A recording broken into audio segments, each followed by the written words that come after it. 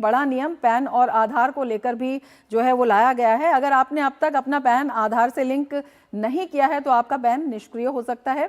इसका सीधा असर आपके बैंकिंग और निवेश से जुड़े सभी कामों पर पड़ेगा।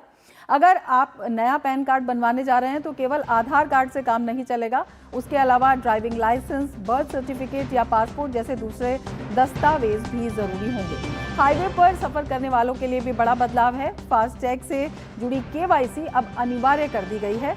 अगर केवाईसी अपडेट नहीं है तो आपका फास्टैग ब्लैकलिस्ट या डीएक्टिवेट हो सकता है, जिससे टोल प्लाजा पर आपको परेशानी का सामना करना पड़ सकता है।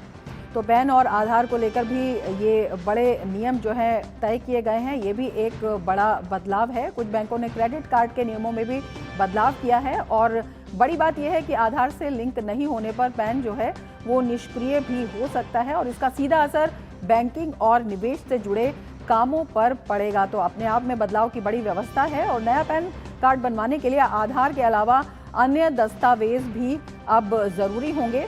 इसके साथ ही फास्टैग से जुड़ी केवाईसी भी अब अनिवार्य हो गई है और ये अपने आप में महत्वपूर्ण है, क्योंकि केवाईसी अपडेट अगर नहीं होगी तो फास्टैग आपका ब्लैकलिस्ट हो सकता है या डीएक्टिवेट भी हो सकता है और एटीएम से मुफ्त ट्रांजैक्शन लिमिट के बाद अतिरिक्त शुल्क भी देना पड़ सकता है। तो कुछ बैंकों ने क्रेडिट कार्ड के नियमों में भी बदलाव किया है।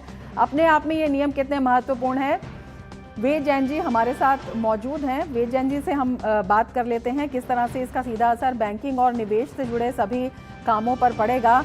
वेद जी, जिस तरह से ये पैन और आधार की लिंकिंग को लेकर और केवाईसी को लेकर भी जो नए नियम लाए गए हैं, ये अपने आप में किस तरह से अहम हो जाते हैं? देखिए, ये रमा जी बहुत ही महत्वपूर्ण कदम है। आपने देखा होगा पिछले दिनों में कितनी खबरें आती थी, साइबर फ्रॉड, साइबर क्राइम की आती थी। उसका मुख्य कारण होता था कि आइडेंटिटी जो आदमी ट्रांजैक्शन कर रहा है उसकी वेरिफिकेशन नहीं होती थी। इसीलिए आधार को मान के बेस बना के उसकी केवाईसी करना और उसके साथ में डेट ऑफ बर्थ की वेरिफिकेशन करना बहुत जरूरी हो गया था। तो उसी लिए आपने देखा कि अब ये किया जा रहा है कि 2 फैक्टर ऑथेंटिकेशन होनी चाहिए। 2 तरह से आपकी आइडेंटिटी स्टेब्लिश होनी चाहिए। जैसे आपने अभी बताया, एक पहले ओटीपी होता था, एक उसके साथ में आपको पैन या कुछ नंबर और देना पड़ेगा, क्योंकि कई बार ऐसा होता है कि आपका फ़ोन हैक हो जाता है, आपका वर्कपेज हैक हो जाता है, तो उससे ट्रांजैक्शन चैलेंज हो जाते हैं।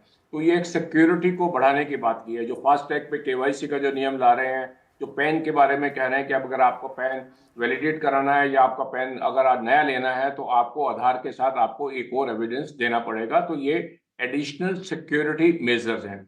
जो दूसरी बातें हैं जो जिसमें कि चार्जेस लगाने की बात है, जो एटीएम से, क्रेडिट कार्ड से जो ट्रांजैक्शन करते हैं, हर बैंक अपने यहाँ कुछ सुविधाएं फ्री देता है। जैसे कुछ बैंक अपने बैंक से करने पे महीने में 5 ट्रांजैक्शन को फ्री देते हैं। अब ये कहा जाए 5 से ज़्यादा ट्रांजैक्शन करेंगे तो आपको पर ट्रांजैक्शन 23 रुपये देने पड़ेंगे।